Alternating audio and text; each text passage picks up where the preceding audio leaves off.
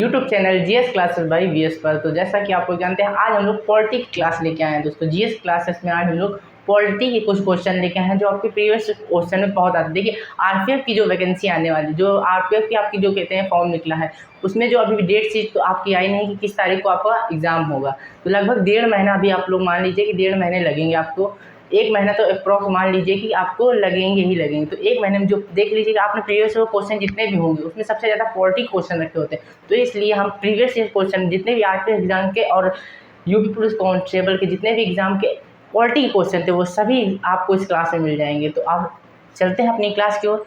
Next, आज का thought क्या है? आज का थॉट है, अगर तू खुद को हराने नहीं देता है तो कोई भी तूफान आपको रोक नहीं सकता। कहने का तात्पर्य ये है कि अगर आपको अपने ऊपर भरोसा है तो आप कोई भी चीज़ को आप हासिल कर सकते हैं, जीत सकते हैं।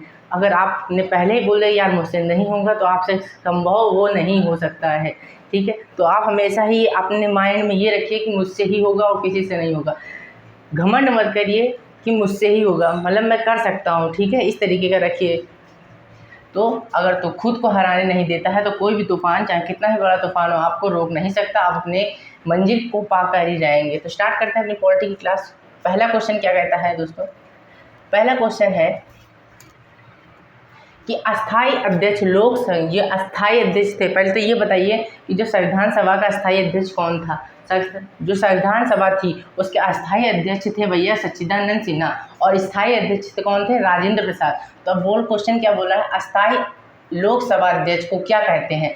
जो आपको क्वेश्चन एक अलग तरीके से, देखिए आरपीएफ का सिलेबस जो इस तरीके का क्वेश्चन तो आपका सिंपल रहेगा, पर पूछने का तरीका थोड़ा सा हार्ड कर देता है। तो पूछा है अस्थाई लोकसभा अध्यक्ष को क्या कहते हैं? तो उसको दोस्तों क्या बोलते हैं? आपका प्रोटेन स्पीकर बोलते हैं। क्या बोलते हैं? प्रोटेन स्पीकर बोलते हैं। ठीक है, किसको? अस्थाई लोकसभा अध्यक्ष को। नेक्स्ट क्वेश्चन क्या है? 10वीं अनुसूची अर्थात दल बदल के आधार पर लोकसभा के सदस्यों के नियोक्ता से संबंधित प्रश्न कौन निर्णय करता है भैया?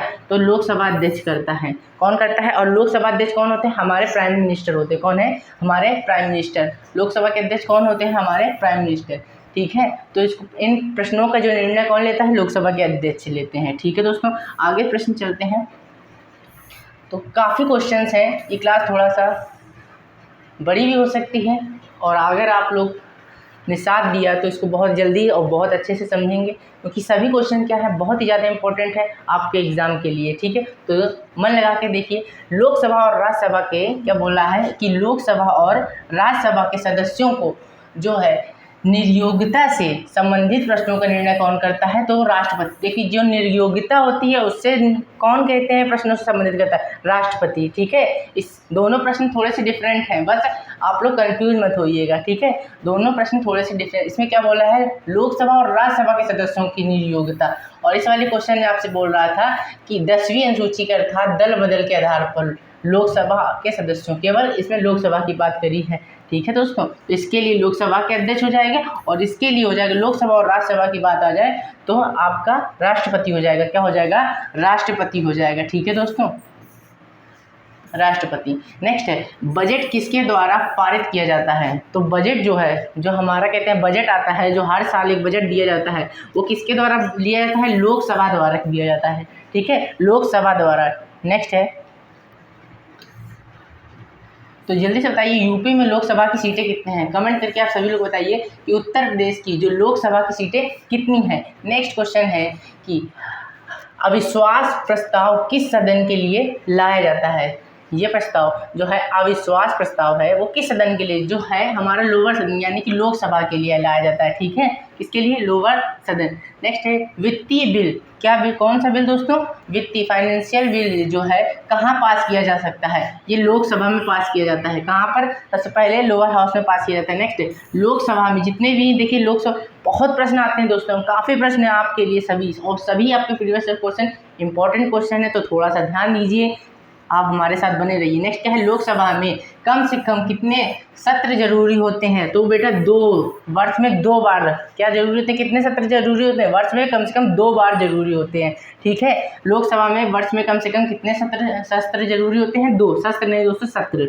ठीक है, आगे देखते हैं। आगे बोल रहा है,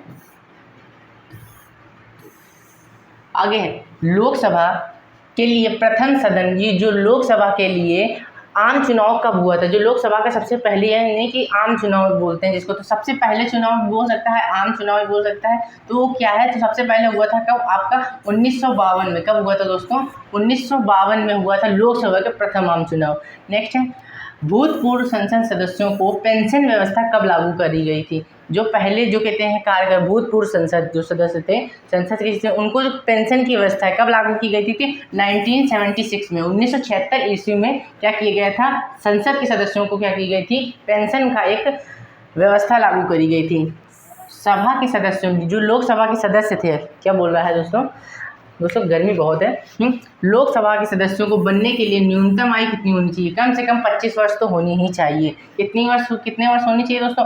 कम से कम 25 वर्ष तो होनी ही चाहिए। ठीक है, लोकसभा के लिए कितनी वर्ष? 25 वर्ष तो होनी ही चाहिए। आगे, किस संविधान संशोधन द्वारा मत देने के लिए न्यूनतम आयु 18 वर्ष की गई थी? 61वें, ये याद के लिए पहले कितनी थी? 21 थी। पहले कितनी थी? 21। फिर उसके बाद क्या हुआ कि 61 यानी कि 61वें संविधान संशोधन अधिनियम द्वारा 1979 को क्या हुआ? 1989 को क्या हुआ था? 1989 को क्या हुआ था कि ये 21 वर्ष से घटा करके 18 वर्ष कर दी गई है। ठीक है, कितनी? 21 वर्ष। अब आप क्या है, 18 वर्ष के पूरे होते ही क्या कर देंगे? आप वोट देने के लिए लायक हो जाएंगे। क्या हो जाएंगे? वोट देने के लिए तैयार हो जाएंगे। ठीक है, नेक्स्ट है, भारतीय संसद का निम्न सदन किसे कहा जाता है? भारतीय संसद का जो निम्न सदन है वो किसे? लोकसभा को कहा जाता है दोस्तों। किसे कहा जाता है? लोकसभा को कहा जाता है। नेक्स्ट है, मौलिक अधिकार व राजनीतिक निर्देशक तत्वों को क्या समानता है? जो मौलिक अधिकार हैं और राज्य में जो डीपीएसपी हमारी हैं वो, उनमें क्या समानता है दोस्तों? तो उनमें एक समानता है, केवल ये एक समानता है। ठीक है, कौन? ठीक है,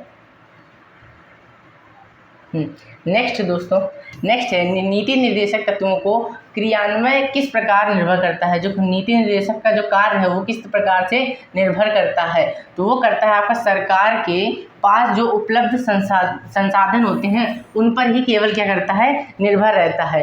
सरकार के पास जो संसाधन होते हैं केवल उन पर ही क्या करता है? निर्भर रहता है कि हमारे डीपीएसपी के तत्व जो होते हैं। ठीक है, आगे बोल रहा है कि निर्देशक तत्व, जो निर्देशक तत्व है, संविधान की कल्याणकारी राज्य का आदेश कौन देता है? तो कौन देता है दोस्तों? नीति देती है। कौन देता है? नीति देती है। नीति के निर्देशक तत्व होते हैं ना, तो नीति के ही निर्देशक तत्व संविधान कल्याणकारी राज्य को क्या करते हैं दोस्तों? देते हैं आदेश। नेक्स्ट बोल रहा है, नेक्स्ट क्वेश्चन है कि भारतीय संविधान का कौन सा अंग, समाजवादी पार्टी को क्या करता है? प्रेरणा देता है। कौन सा अंग? नीति निर्देशक तत्व सरकार का ही है ना, ये सरकार ही आदेश देती है किस चीज़ के लिए? नीति के निर्देशक तत्वों का आदेश कौन देता है? नीति देती है। तो इसका क्वेश्चन क्या बोल रहा था कि भारतीय संविधान को कौन सा अंग समाजवादी पार्टी को व्यवस्था की प्रेरणा देता है? तो नीति, यानी कि हमारी डीपीएसपी ही देती है। बहुत इंपॉर्टेंट क्वेश्चन, ये क्वेश्चन आरपीएफ में सेकंड शिफ्ट में पूछा गया दोस्तों। ठीक है, नेक्स्ट, राज्य के नीति निर्देशक तत्व एक ऐसा चेक है जो बैंक की सुविधाओं के अनुसार अदा करी जाएंगी। क्या? जो बैंक की क्या करी जाएंगी? सुविधा अनुसार अदा करी जाएंगी। यह कथन किसका है? यह कथन है आपका केटी शाह का। किसका है दोस्तों? केटी शाह का। ठीक है, केटी शाह का। नेक्स्ट, विदेश नागरिकों को भारत की नागरिकता प्रदान करने की आवश्यकता या आवश्यक शर्त क्या थी? जो विदेशी थी उनको क्या थी? भारत की नागरिकता प्राप्त करने की एक आवश्यक शर्त थी। वो क्या थी दोस्तों? वो थी 10 वर्ष तक भारत में निवास। मतलब 10 वर्ष तक आप लोग भारत में निवास करिए, उसके बाद ही आपको क्या मिलेगी? जो बाहर विदेशी फॉरेनर्स थे उनको ये शर्त थी कि आपको 10 वर्ष तक भैया भारत में रहना पड़ेगा। ठीक है, और यहाँ पर क्या है, अगर जैसे कोई हिंदुस्तानी है तो वो अपने हिंदुस्तान में ही पैदा होना चाहिए और उनके माता पिता में से कोई एक हिंदुस्तानी होना चाहिए, तो आपको मिल जाती है। और ये बताइए, जो विदेशी, कहाँ गया क्वेश्चन, क्या पूछ रहे थे? चलिए अभी याद आता तो बताते हैं। हाँ, जो नागरिकता है भारत में, कौन सी नागरिकता है? भारत में किस तरीके की नागरिकता का प्रावधान है? क्वेश्चन आपका, भारत में किस तरह की नागरिकता का प्रावधान है? भारत में आप कितनी नागरिकता के साथ रह सकते हैं? कितनी सिटीजनशिप होनी चाहिए?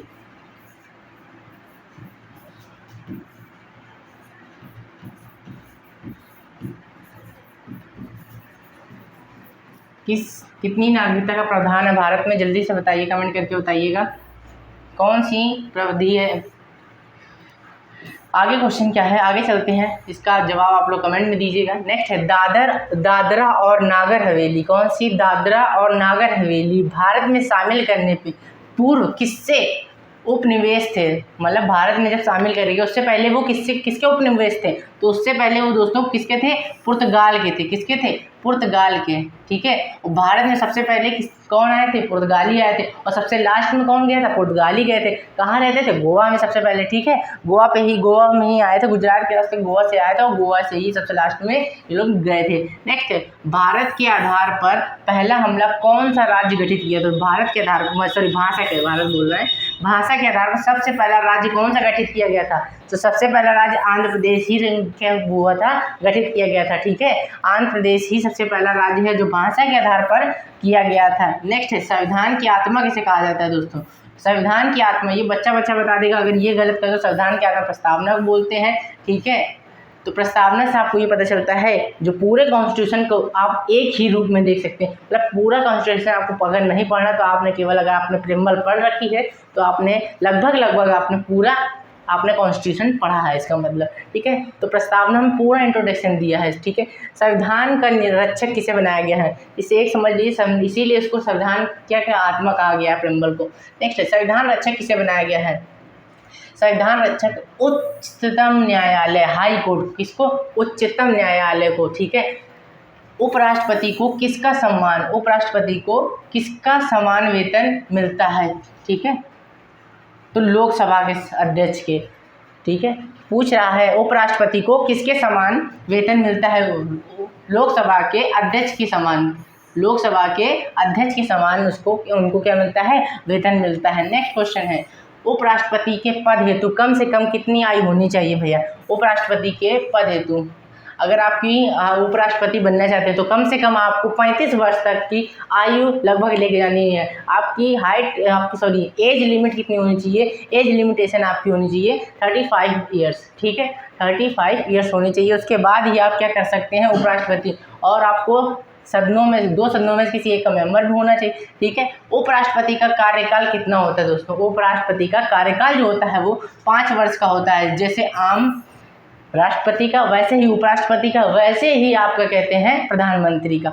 उपराष्ट्रपति के चुनाव संबंधित विवाद में कौन देखता है? जो उपराष्ट्रपति के जो चुनाव होते हैं उससे संबंधित जो भी विवाद होते हैं, जो भी कार्य होते हैं, वो कौन देखता है? वो सर्वोच्च न्यायालय देखता है। कौन देखता है? सर्वोच्च न्यायालय। ठीक है, ठीक। और राष्ट्रपति को शपथ कौन दिलाता है? जल्दी से कमेंट करिए कि राष्ट्रपति को। दोस्तों जल्दी से, पेपर में क्वेश्चन पूछे गए हैं वही आपसे रिपीट करें और मैंने पढ़ा है भी। राष्ट्रपति को शपथ कौन दिलाता है? शपथ कौन दिलाता है?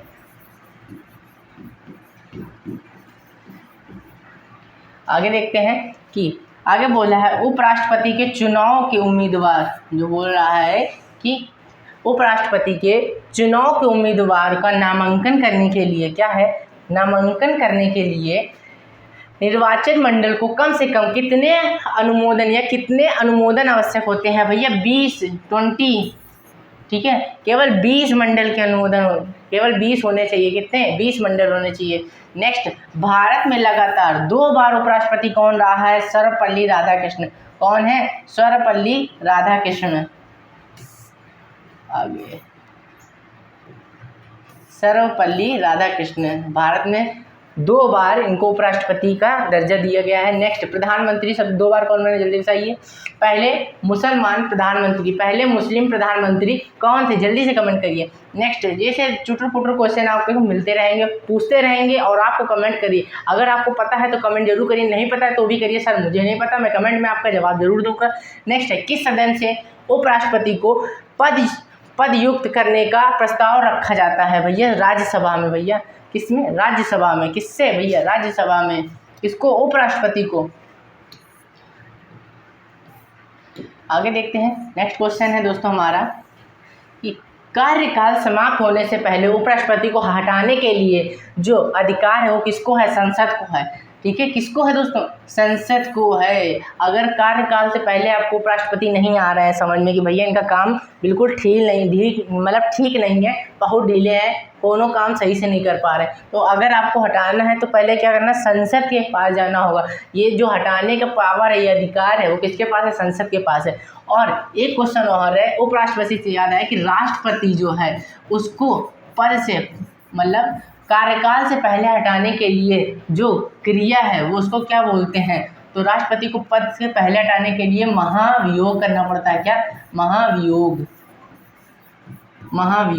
ठीक है, महाभियोग क्या है सर? अब महाभियोग क्यों राष्ट्रपति के लिए क्यों केवल होता है? और ये केवल महाभियोग केवल हमारे भारत के पहले आदमी कौन है? राष्ट्रपति। तो उनके लिए ही केवल कहते हैं प्रावधान है कि उनको अगर उनके कार्यकाल से पहले हटाना है तो महाभियोग करना होगा। इसमें क्या होता है, ये महाभियोग आपके लोअर हाउस और अपर हाउस इन दोनों में से किसी दोनों हाउस में पहले चलते हैं, पहले किसी में भी कहते हैं जा सकता है। तो अगर आप पहले लोअर हाउस में बोल रहे हैं तो यहाँ पर भी अगर ब्लू टिक मिल गया तो उसके बाद ये अपर हाउस में जाएगा, फिर उसके बाद अगर यहाँ पर ब्लू टिक मिल गया 14 दिन का नोटिस मिलता है। इसमें क्या होता है? 14 दिन का नोटिस कि भैया आपके ऊपर ये कारण के महाभियोग चल रहा है। तो आप अगर चाहें तो आप अगर चाह भी सकते हैं कि आप दोनों मीटिंग में जा सकते हैं कि भैया देखें किस कारण हुआ है, और अगर आप रोक सकते मतलब आप अपने खिलाफ देख सकते हैं किस कारण ही हमें भैया महाभियोग के हटाया जा रहा है। तो आप लोअर हाउस और अपर हाउस दोनों में चलता है, पहले किसी में भी अप्लाई हो सकता है, चाहे लोअर में जाए चाहे अपर। अगर अपर से ब्लू टिक मिल गया है तो लोअर में जाता है, और लोअर से मिल गया है तो इनको हटा दिया जाता है। 14 दिन का नोटिस जाता है कि भैया ये है कार्य चल रहा है, चेतावनी दे दी जाती है। ठीक है, तो महाभियोग ये है। आगे देखते हैं, भारत के प्रथम उपराष्ट्रपति कौन थे? तो भारत के प्रथम उपराष्ट्रपति बता चुके हैं, और सर्वपल्ली राधाकृष्णन थे। ठीक है, कौन थे? इन्हीं को 2 बार क्या किया है, बाद में उपराष्ट्रपति का दर्जा मिला है। आगे, उपराष्ट्रपति ने अपने मत का प्रयोग कब कर सकता है? जो अपने मत का मतलब अपने मन से कब कर सकता है? मतों के बराबर रहने की स्थिति में, जब उसके मत बराबर उपराष्ट्रपति अपने मत का प्रयोग तब कर सकता है जब उसकी क्या हो, बराबर में स्थिति हो। ठीक है, बराबर वोट मिले हो। नेक्स्ट, उपराष्ट्रपति अपना त्याग पत्र किसे देता है? जैसे कि इसका मतलब क्या समझा देते हैं कि कब, अब मान लीजिए 50-50 वोट बराबर दोनों तरफ से मिल गया, 50% तो वो खुद तय कर सकता है कि हमें इस तरफ मतलब इधर इस वाली पार्टी के साथ एक्स पार्टी के साथ जाना है कि वाई पार्टी से ही कहते हैं हमें उपराष्ट्रपति बनना है, तब जाके कि ठीक है। तो इसीलिए बोल रहा है उपराष्ट्रपति अपने मत का प्रयोग कब कर सकता है? जब मत बराबर हो, वो निर्णय ही नहीं हो रहा भैया 50 उसको मिल गया 50 इसको कहाँ है, तो राष्ट्रपति से पूछ लिया, उपराष्ट्रपति से पूछ लिया भैया क्या करना है, तब उनकी बात चलती है। नेक्स्ट है, उपराष्ट्रपति को अपना त्याग पत्र देता है। किसको देता है? राष्ट्रपति को। बेसिकली किसको देता है? राष्ट्रपति को देता है। ठीक है, किसको देता है? राष्ट्रपति। नेक्स्ट है, भारत के उपराष्ट्रपति का चुनाव कौन करता है? तो भारत के जो उपराष्ट्रपति हैं उनका हम बता चुके हैं, जो संसद है, संसद के दोनों सदनों में कोई भी कर सकता है, लोअर भी अपर भी। ठीक है, उपराष्ट्रपति को पद का गोपनीयता की शपथ कौन दिलाता है? भैया जो उनकी गोपनीयता बनाए रखना है बहुत जरूरी है। ठीक है, तो कौन दिलाता है शपथ? राष्ट्रपति दिलाता है। और राष्ट्रपति को शपथ कौन दिलाता है? ठीक है, राष्ट्रपति की शपथ कौन दिलाता है? सर्वोच्च न्यायालय का कौन? वकील नहीं बेटा, जज। कौन? जज। आगे है, उपराष्ट्रपति के चुनाव हेतु, मजाक नहीं है, उपराष्ट्रपति के चुनाव हेतु कौन सा प्रणाली अपनाई जाती है? तो उपराष्ट्रपति के चुनाव हेतु भैया एकल संक्रमणीय प्रणाली, कौन सी? एकल संक्रमणीय प्रणाली अपनाई जाती है। ठीक है, कब भैया? जब उपराष्ट्रपति के क्या होते हैं? चुनाव होते हैं, हमारे वाइस प्रेसिडेंट के। तो उपराष्ट्रपति का चुनाव कैसे होता है? अप्रत्यक्ष होता है, हम लोग डायरेक्ट वोट नहीं देते हैं। राष्ट्रपति उपराष्ट्रपति का प्रत्यक्ष होता है, हम लोग कभी भी डायरेक्ट नहीं चुनते हैं अपने राष्ट्रपति उपराष्ट्रपति को।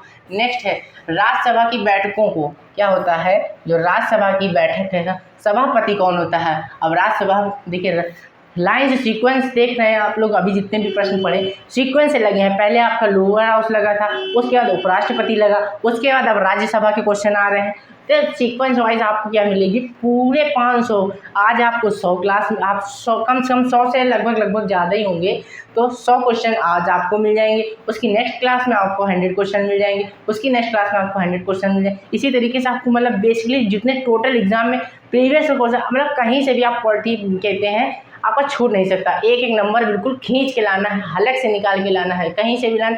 आपने पूरा वीडियो देख रखा है तो अगर आपने दिल से दिमाग से बिल्कुल क्लास में ही ध्यान है तो आपका नंबर कोई नहीं छीन सकता। आप कहोगे हमने सर की क्लास क्या किसकी जीएस बाय जीके पढ़ा है, इसका मतलब हमारा पॉलिटी से तो नंबर कहीं नहीं जाने वाला। और हिस्ट्री की क्लास भी हमने आपको इससे पहले वाली क्लास में दे चुके हैं, ठीक है। नेक्स्ट क्वेश्चन क्या है, आगे चलते हैं कि कहाँ थे कि राज्यसभा की बैठकों को सभापति कौन होता है, तो उपराष्ट्रपति होता है। भैया राज्य क्या है, राज्यसभा का सभापति कौन होगा, उपराष्ट्रपति होगा। बेसिकली सही बात है।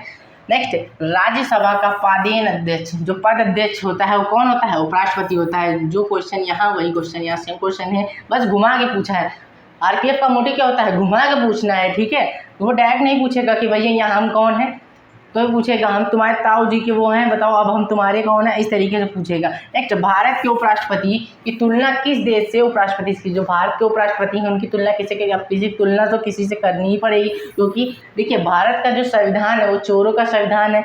बेसिकली आपको पता होना चाहिए कि भारत के संविधान को क्या बोला जाता है, चोरों का संविधान, क्योंकि बहुत सारी देशों से लगभग 10 देशों से उन्होंने क्या किया है, अलग 10 देशों के संविधान से अलग अलग चीज़ें ले करके उन्होंने अपने संविधान में ऐड करी हैं। तो भारत के उपराष्ट्रपति की तुलना किस देश से की जाती है, संयुक्त अमेरिका से, संयुक्त राज्य अमेरिका, ठीक है। किससे, संयुक्त राज्य अमेरिका से की जाती है। किससे की जाती है, संयुक्त राज्य अमेरिका से। नेक्स्ट क्वेश्चन है, प्रधानमंत्री पद से पद त्याग करने का पहला व्यक्ति कौन था, कि भैया जो सबसे पहले मतलब प्रधानमंत्री अपने कार्यकाल से पहले ही पद क्या कर दिया, हमने इस्तीफा दे दिया, तो क्या करें, कौन थे वो, मोरारजी देसाई। कौन थे, मोरारजी देसाई थे। नेक्स्ट, सबसे कम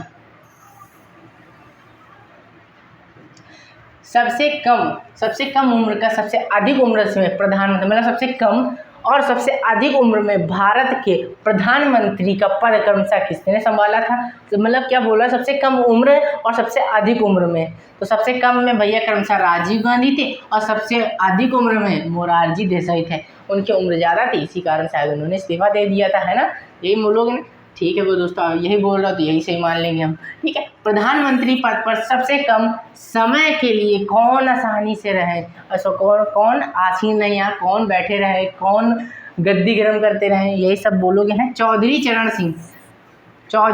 सिंह प्रधानमंत्री के पद पर सबसे कम वर्ष के लिए रहे, सबसे कम दिन के लिए रहे, आप कुछ भी बोल सकते हो, ठीक है। बहुत ही 2 बार कार्यवाहक प्रधानमंत्री के रूप में किसने कार्य किया, गुलारी लाल नंदा ने। किसने किया था दोस्तों, गुलारी लाल नंदा ने। बहुत इधर उधर भागता है। तो 2 बार का क्या बोला है, 2 बार कार्यवाहक में प्रधानमंत्री का कार्य, जैसे कि उपराष्ट्रपति का किसने संभाला था, गुलजारी लाल, सॉरी देखिए क्या नाम है किसका, उपराष्ट्रपति का। 2 बार अध्यक्ष कौन थे, तो और उसी तरीके से पूछ रहा है कि आप प्रधानमंत्री के 2 बार पद किसने नियुक्त किए, कौन किसने गद्दी ग्रहण करी, तो अब 2 बार कार्यवाहक प्रधानमंत्री गद्दी गुलजारी लाल नंदा ने करी थी। किसने करी थी, गुलजारी लाल नंदा ने करी थी। किसने करी दोस्तों, याद रखिएगा, गुलजारी लाल नंदा। किस प्रधानमंत्री की मृत्यु उनके कार्यकाल के दौरान ही हो गई थी, मतलब भैया सीट में गद्दी गर्म करते करते ही निपट गए थे। वो कौन थे, तो जवाहरलाल नेहरू, लाल बहादुर शास्त्री, इंदिरा गांधी। ये तीनों क्या, इंदिरा गांधी को गोली मार दी गई थी, जवाहरलाल नेहरू मर गए थे और लाल बहादुर शास्त्री भी क्या बोल गए थे, ठीक है। तो ये कब अपनी गद्दी में ही बैठे बैठे क्या बोल गए थे, तीनों अपने कार्यकाल के समय ही निपट गए थे। थोड़ा इज्जत, एक थोड़ी इज्जत देना जरूरी है सबको। भारतीय संविधान किस दिन लागू हुआ था, 26 जनवरी 1950। जिस गधे को ये नहीं पता वो जाके चुल्लू भर पानी में श्री गंगा हर हर बोल दे, ठीक है। तो भैया ये तो पता चल गया किस दिन लागू हुआ था, किस दिन बनके तैयार हो गया था, किस दिन बनके तैयार हुआ था, तो बनकर तैयार हुआ था आपका 26 नवंबर 1949 में।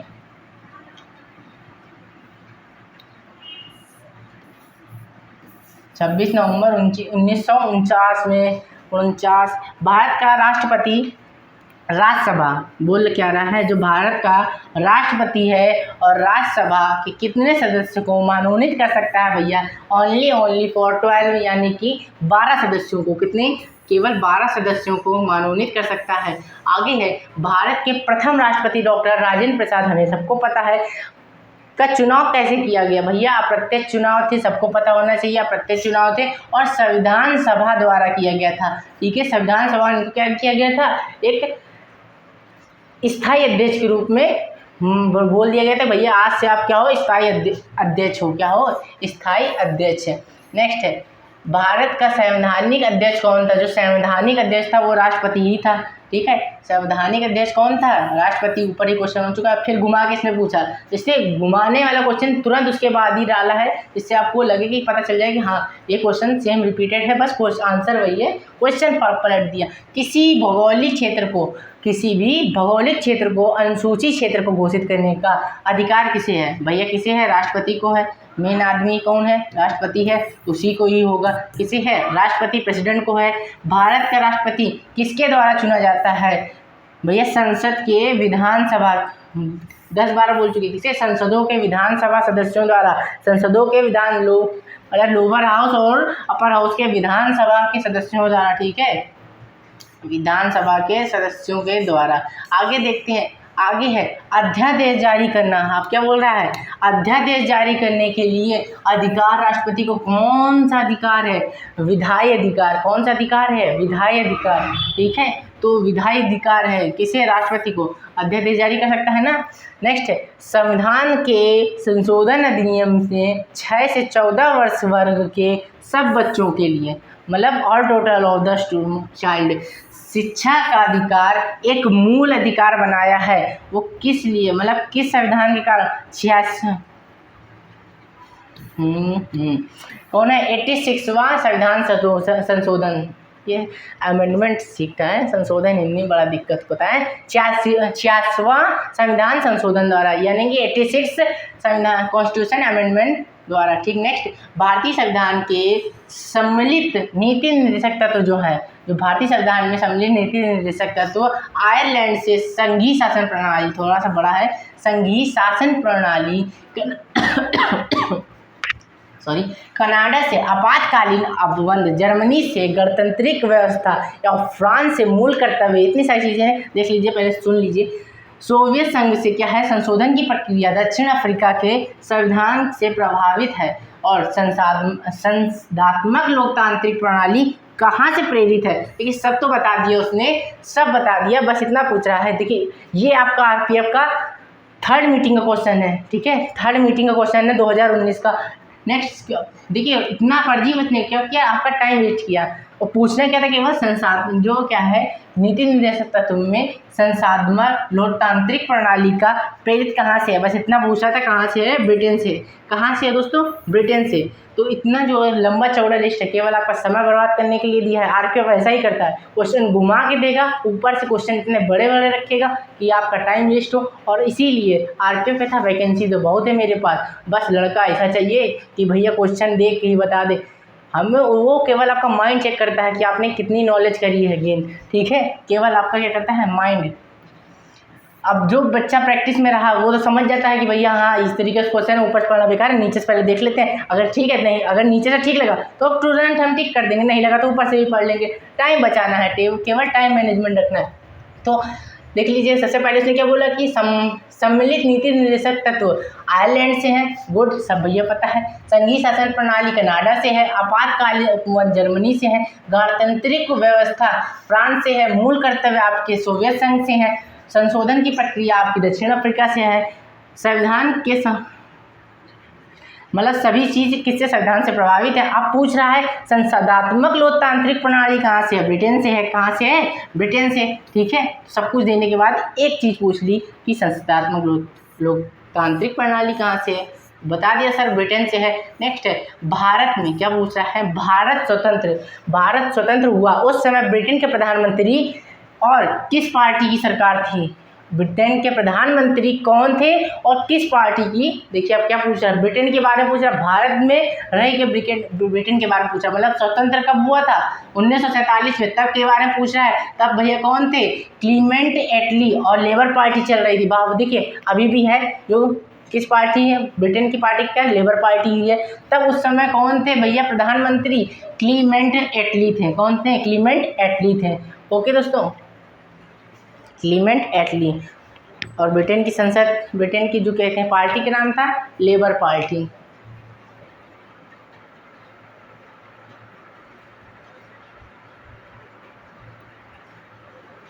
आगे है, कौन मैग्ना कार्टा संविधान के कौन सा, ये भारत के मैग्ना कार्टा संविधान के किस भाग को कहा जाता है? भाग 3 को बोला बाबू किसको बोला जाता है? बोला बाबू किसको? भाग 3 को क्या बोला जाता है?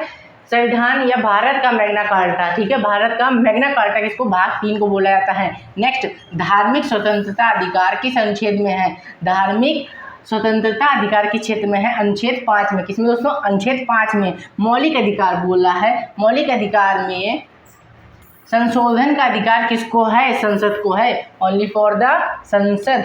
ठीक है, किसको है दोस्तों? संसद को है। किसमें? मौलिक अधिकार में।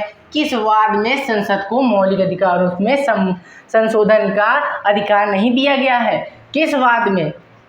केवल संसद क्या कर सकता है? मौलिक अधिकारों में बिल्कुल छेड़छाड़ नहीं कर सकता है। केशवानंद भारती वाद में। ठीक है, उसमें कोई छेड़छाड़ नहीं हो सकती और तुम चाहे कुछ भी इधर से उठा के उधर पटक दो, हटा दो, पर लेकिन केशवानंद भारती वाद में आप कुछ नहीं कर सकते हो। ठीक है, चाहे संसद हो, चाहे प्रधानमंत्री, चाहे राष्ट्रपति। नेक्स्ट क्वेश्चन है, कौन सा मूल अधिकार, क्या बोल रहा है, कौन सा मूल अधिकार विदेशी नागरिकों को प्राप्त नहीं है? बिल्कुल नहीं है। कौन सा? अभिव्यक्ति का स्वतंत्रता का अधिकार। कौन सा? अभिव्यक्ति का स्वतंत्रता का अधिकार जो है वो बिल्कुल भी विदेशी व्यक्तियों को नहीं प्राप्त है। नेक्स्ट है, अब बाहर से आए तुम्हें सारे अधिकार मिल जाएंगे? नहीं ना। 6 वर्ष से 14 वर्ष की आयु तक शिक्षा का अधिकार कैसे अधिकार है? भैया मूल अधिकार है ये एक। 6 वर्ष से लेकर 14 वर्ष तक सभी बच्चों को क्या करना है? शिक्षा मिलनी ही चाहिए, क्योंकि देखिए पढ़ेगा नहीं तो बढ़ेगा नहीं इंडिया। ठीक है, तो बच्चों को पढ़ना जरूरी है, इसलिए कानून है 6 से 14 वर्ष के बच्चों को आपको पढ़ाना ही पढ़ाना है। तो ये एक आपका मौलिक अधिकार है। ठीक है, आपका कोई भी मूल अधिकार आपसे छीन नहीं सकता। अगर आपको पढ़ना है तो आप पढ़ सकते हैं। नेक्स्ट है, B.R. अम्बेडकर ने किसे संविधान का हृदय या आत्मा कहा है? दो संज्ञा दी है, संवैधानिक उपचारों की अधिकार। जो संवैधानिक उपचार हैं उनको जो अधिकार है उसी को क्या B.R. अम्बेडकर ने धड़कन, हृदय यानी कि आत्मा सब कुछ कहा है। ठीक है, नेक्स्ट है, मौलिक अधिकारों को लागू करने के लिए रिट दायर की जाती है कहाँ पर? उच्चतम न्यायालय में। कहाँ पर? उच्चतम न्यायालय में। कहाँ पर दोस्तों? उच्च न्यायालय में। किस याचिका का शाब्दिक अर्थ क्या है? किस याचिका का शाब्दिक अर्थ हम आदेश देते हैं तो परम आदेश, परमादेश या परम आदेश। ठीक है, परम आदेश। किस याचिका का? परम आदेश याचिका का। नेक्स्ट क्वेश्चन क्या है? आगे बोला है कि सूचना के लिए, अब बोल रहा भैया सूचना के लिए, सूचना का अधिकार किस राज्य में लागू नहीं होता है? जम्मू कश्मीर में। किसमें? जम्मू एवं कश्मीर में सूचना का अधिकार बिल्कुल लागू नहीं होता है। किसी कैदी को न्यायालय के समक्ष प्रस्तुत कराने के लिए जो रिट की आवश्यकता होती है उस रिट को बंदी प्रत्यक्षीकरण कहते हैं। बंदी प्रत्यक्षीकरण कहते हैं दोस्तों। कौन? उस रिट का क्या नाम है? बंदी प्रत्यक्षीकरण। बिल्कुल रट लीजिए, सारे क्वेश्चन इंपॉर्टेंट है, समझ लीजिए। कोई भी क्वेश्चन आपको पेपर में धरा का धरा मिल सकता है या हूबहू इससे रिलेटेड क्वेश्चन बना सकते हैं। आंसर वही होगा पर घुमा के क्वेश्चन देंगे। व्यक्तिगत स्वतंत्रता के लिए कौन सी रिट दायर की जाती है? तो वो है आपका हेबियस कॉर्पस। कौन सी? हेबियस कॉर्पस है दोस्तों। कौन सी है? Habeas corpus. ठीक है, आगे है, मूल अधिकारों को प्रतिबंध लगाने का अधिकार किसके पास है? भैया मेरे पास तो नहीं है, तो किसके पास है? संसद के पास होगा। ठीक है, मेरे पास तो नहीं है तो संसद के पास, जो कुछ बचा है संसद और राष्ट्रपति के पास होता है। मूल अधिकारों को प्रतिबंध लगाने का जो अधिकार है वो किसके पास है? राष्ट्रपति के संसद के पास है। ठीक है, आगे चलते हैं दोस्तों। अगर 50 क्वेश्चन से प्लस तो हो ही गए हैं, और अगर तक अभी आपने चैनल को लाइक नहीं किया तो चैनल को लाइक और सब्सक्राइब जरूर करें। वीडियो को लाइक तो बहुत करें, क्योंकि देखो अगर आपको वीडियो पसंद आ रहा है इसीलिए आप इतनी देर से रुके हैं, तो वीडियो को लाइक जरूर करेंगे, जिससे हमें भी पता चले हाँ आपको वीडियो अच्छा लगा है। तो आगे चलते हैं। क्या नीति निर्देशक तत्वों को कार्यवंती करने के लिए मूल अधिकारों का हनन हो सकता है? कुछ भी, या क्या बोला है? कुछ का हो सकता है, कुछ का नहीं हो सकता। क्या हो सकता है? कुछ का हो सकता है, यानी कि पॉसिबल है, कुछ का हो सकता है। समान कार्य के लिए समान वेतन भारत में संविधान में कहाँ सुनिश्चित किया गया है? तो राज्य के DPSP में। कहाँ पर? राज्य के डीपीएस यानी कि नीति निर्देशक तत्वों में क्या किया गया है, भारत में समान वेतन का भारत के संविधान में सुनिश्चित किया गया है। ठीक है, अब पूछ ले कहाँ लिखा है भैया समान वेतन होना चाहिए, तो जवाब देखो जाके संविधान में लिखा है, पढ़ो लिखो।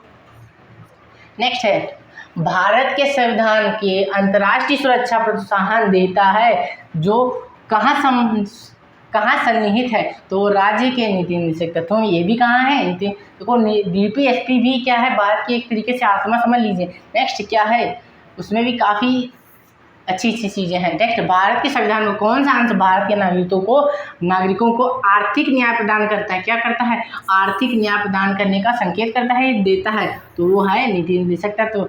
सिंपल सा क्वेश्चन, इसी को घुमा के पूछेगा तो आप लटक जाओगे, इसीलिए बिल्कुल रट लो। ठीक है, क्या वो रट लो, ठीक, स्क्रीनशॉट भी ले सकते हो, लिख भी सकते हो। राज्य के नीति निर्देशक तत्वों का सिद्धांत में किस अनुच्छेद को संबंध अंतर्राष्ट्रीय शांति और सुरक्षा सर्वन से है, किससे, सुरक्षा के सर्वन से है, अनुच्छेद को, किसको, अनुच्छेद को दोस्तों, किसको है, अनुच्छेद को। अब बोल रहा है प्रधानमंत्री का सचिवालय किसके अधीन होता है, तो प्रधानमंत्री का सचिवालय रहने वो किसके, गृह मंत्री के, किसके, गृह मंत्री कौन है इस समय, गृह मंत्री कौन है, तो अमित शाह है, कौन है, अमित शाह, कौन है दोस्तों, अमित शाह। ठीक है, अमित शाह। आगे क्या बोल रहा है, भारतीय संविधान में किस अनुच्छेद को संविधान की आत्मा के नाम से जानते हैं, अनुच्छेद को, कौन से अनुच्छेद को, भारतीय संविधान में किस अनुच्छेद को संविधान की आत्मा, अनुच्छेद 32 को।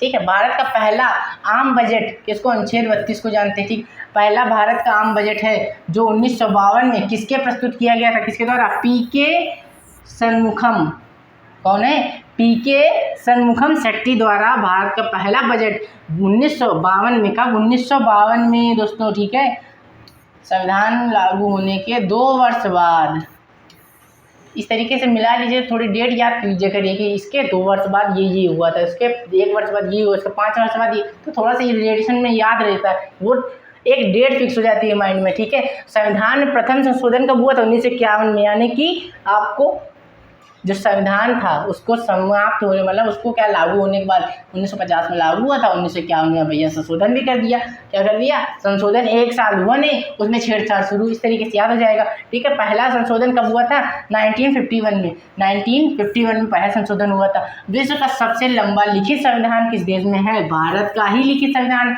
सबसे लंबा है। ठीक है, भारत ही भैया सब कुछ अलग करता है। नेक्स्ट है, भले ही चुराया हुआ है तो क्या हुआ, पर लिखा तो अपने हाथ से है, लिखा तो अपने हाथों से है।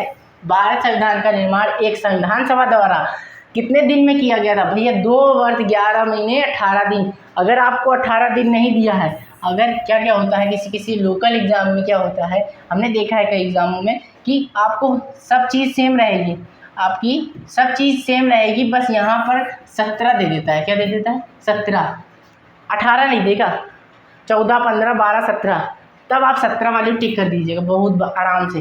ठीक है, 18, वैसे एग्जैक्ट डेट क्या है, 2 महीने 11 दिन 18, 2 वर्ष 11 महीने 18 दिन। ठीक है, ये आपकी क्या है एग्जैक्ट, पर कहीं कहीं छोटे मोटे एग्जाम में क्या करता है, वो 17 भी कर देता है। ठीक है, बुकों में कभी कहीं बुकों में भी, अगर आप गूगल भी करोगे तो कहीं कभी 17 बताएगा, कभी 18 बताएगा। ठीक है, 2 बार राष्ट्रपति क्या है, आगे बोल रहा है, 2 बार राष्ट्रपति को निर्वाचित होने वाले भारत के राष्ट्रपति कौन थे, तो राजेंद्र प्रसाद थे।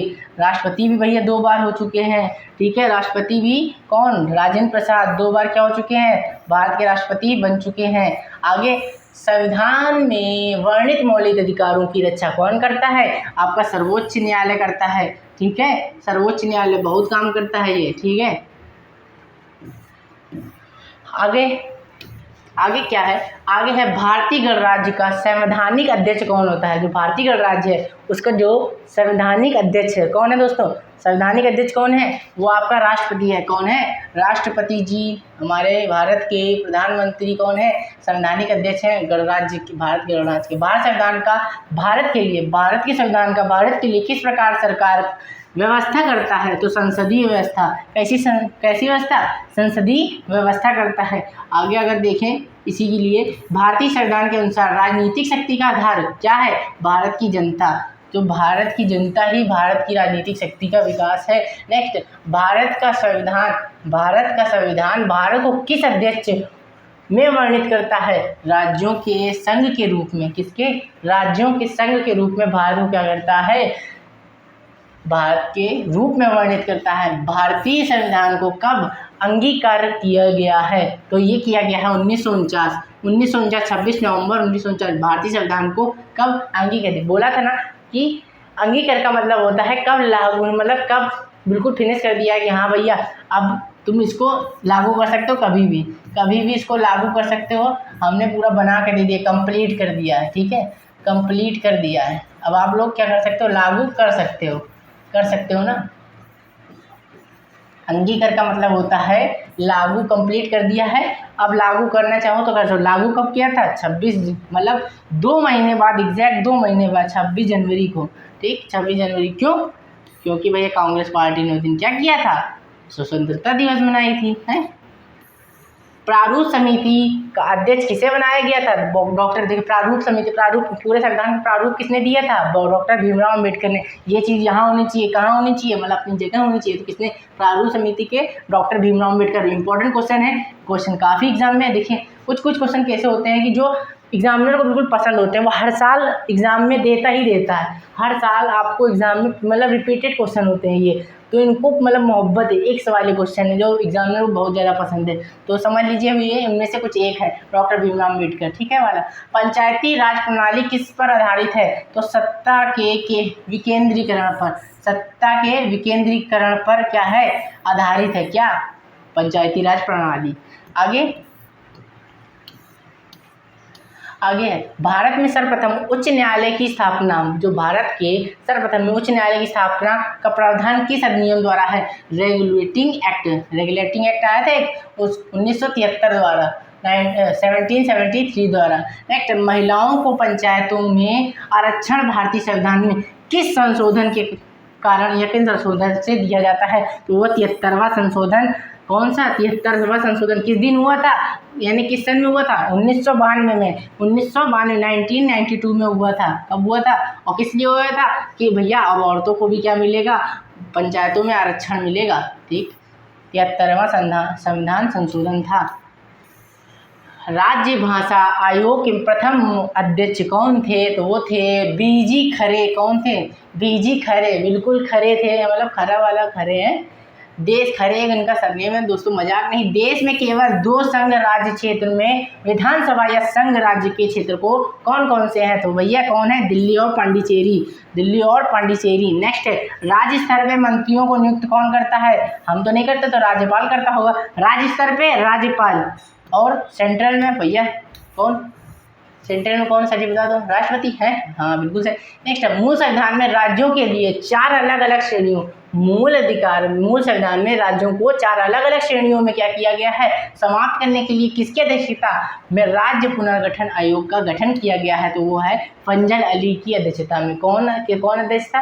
फंजल अली। याद रखिएगा कौन है? फंजल अली। फंगल नहीं बोलिएगा कि फंगल बोल दिया, नाम खराब कर दिया है। नाम किसी का नहीं खराब करोगे।